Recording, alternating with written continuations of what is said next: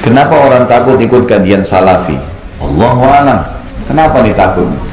Siapa yang takut nih? Katanya keras ya.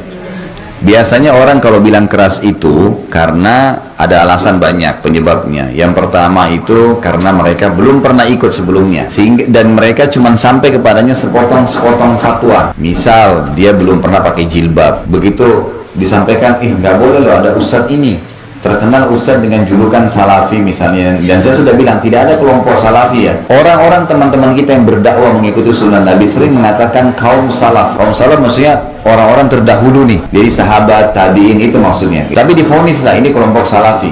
Biasanya teman-teman yang mengikuti sunnah Nabi ini kalau haram haram, halal halal, nggak ada toleransi. Memang begitu supaya jelas. Coba kalau kita masih toleransi, dibungkus-bungkus, dikemas, nanti orang masih setengah-setengah. Emang haram ya haram. Ana mau bertanya bagaimana sikap dan langkah kita terhadap pembenci dakwah sunnah yang mulia ini. Allah jamaah sabar. Itu dari tadi kita bahas. Sabar. Rasulullah SAW paling batu. Jadi antum maunya langsung siap. Ana tidak kuat. Tidak kuat. Nabi SAW 13 tahun gak melawan. 13 tahun. Diusir pergi. Gak mau, sudah pergi Nabi SAW. Para sahabatnya pergi. Ketika antum disini, dia pergi, bismillah. Ada bumi Allah ini luas. Dan terbukti. Jamaah, kita belajar dari anak panah, jamaah. Anak panah itu ditarik mundur, jamaah. Untuk kemana? Untuk melesat ke depan. Jadi semakin jauh nariknya, antum harus optimis. Oh, berarti semakin ke depan anda nanti. Yang dibutuhkan adalah sabar. Dan terus belajar. Ustaz, kenapa kita tidak bikin mazhab salafi? Ngapain bikin mazhab salafi? Ya, Imam Syafi'i bukan salafi. Imam Syafi'i yang bilang bukan salafi, siapa Imam Syafi'i? Imam Syafi'i bermazhab salafi. Al-Quran dan Sunnah dan Ijma' menggabungkan para sahabat, itu Imam Syafi'i. Imam Malik apa bukan salafi? Kalau Imam Malik bukan salafi, apalagi ente. Imam Syafi'i itu salafi, Imam Malik juga salafi, semuanya mazhab salafi.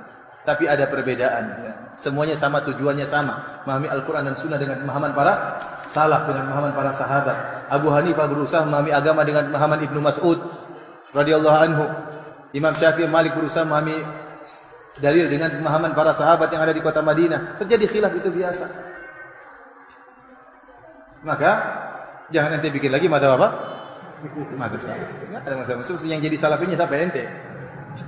Kalau Imam Malik bukan salafi, kalau Imam Syafi'i bukan salafi, terus siapa yang menjadi salafi kalau begitu? Kita perlu bangga, kita punya Ustaz Syafiq Reza Basalamah. Alhamdulillah, orang-orang muda yang bergelar dokter di usia muda. Kita perlu bangga dengan Ustaz Firanda dan lainnya. Kita perlu bangga. Anak-anak muda yang bisa mewakilkan Indonesia di Masjid Nabawi sana ya, dan lain-lainnya. Ya, kita perlu bangga dengan Ustaz Khalid Basalamah dan lain sebagainya. Tapi jangan dirusak dakwah mereka di masyarakat, ulah dakwah kita yang frontal. Di sosial media, di mana, jangan. Kesian. Ustaz-ustaz sunnah ini nggak nyari uang dengan begini, demi Allah, tidak sama sekali.